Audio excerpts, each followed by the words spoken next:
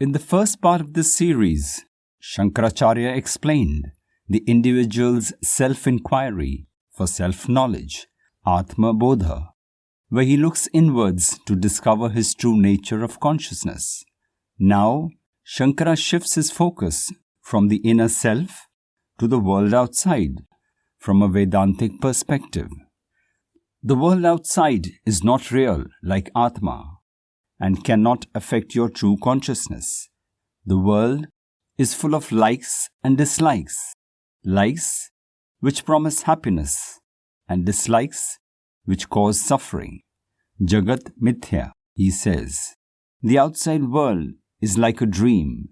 In your dream, you experience happiness or sadness, and both seem real. A nightmare may be so frightening that you suddenly wake up frightened. On waking up, you realize that it was just a dream, unreal. Our worldly experiences, both pleasant and unpleasant, are temporary. They come and go like our dreams. It is not real as Atma, the divine eternal self.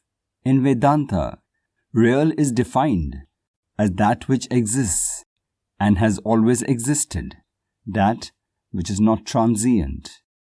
The world seems real, like a glittering seashell looks like a piece of silver, until Brahman is discovered as the underlying non-dual reality of this world. A common example used is that of the clay pot. That which appears as the pot is only clay, its underlying reality. There may be many pots, but we do not say many clays. It is just clay, its underlying reality. You cannot remove the clay from the pot, or water from the waves. Here water is the underlying reality, and the waves are just its form. Thus, the world seems real when you do not recognize its underlying reality, Brahman, which is eternal and all-pervasive in all of creation. Shankara gives another example of a bracelet made from gold. Just like gold is the underlying reality here, because of which this bracelet exists. Brahman is the underlying reality, because of which the world exists. The bracelet is nothing outside of gold, and the world is nothing outside of Brahman. Shankara now talks about adhyasa, or superimpositions. Our true nature as Atma is Sat Chit Anand, is the limitless, all-pervasive, eternal bliss or pure consciousness. But we superimpose tags like name, gender, caste, creed, color, status, and even age, and falsely attribute these to our pure consciousness, which now seems divided and dwelling in many bodies. However, it is like a seed in each one of us, the source of eternal bliss and non-duality, the ultimate Brahman. Here Shankara uses the metaphor of space that is present in many pots. However, in the absence of many pots or bodies, space and consciousness remain undivided. The same all-pervasive space is simultaneously present in many pots, like the limitless consciousness that pervades the universe is simultaneously manifested in countless living beings.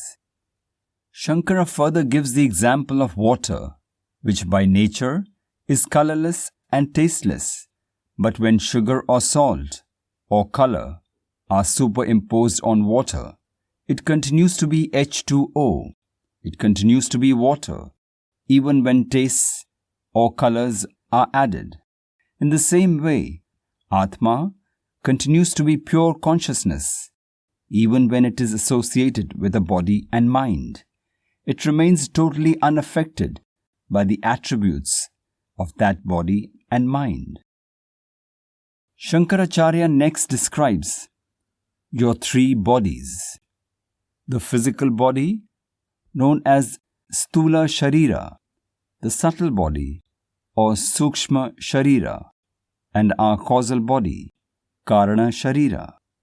Our physical body is composed of physical elements and born due to our karma and experiences pleasure and pain.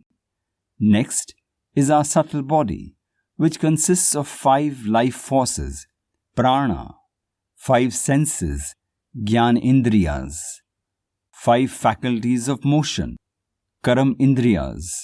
Mind means manas, which performs unintentional activity, and intellect, buddhi, which performs intentional activity. The subtle body is non-physical and the means of all our experiences.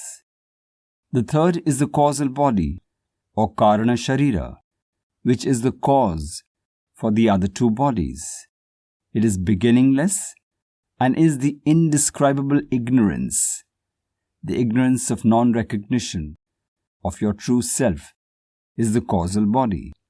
In other words, the ignorance of Atma is said to be your causal body, since it causes your subtle body to get reborn in a new physical body. This ignorance too gets superimposed on Atma. Distinct from these 3 bodies is your inner self, Atma, which you should recognize. This is Atma Bodha, self-knowledge, or knowledge of the self.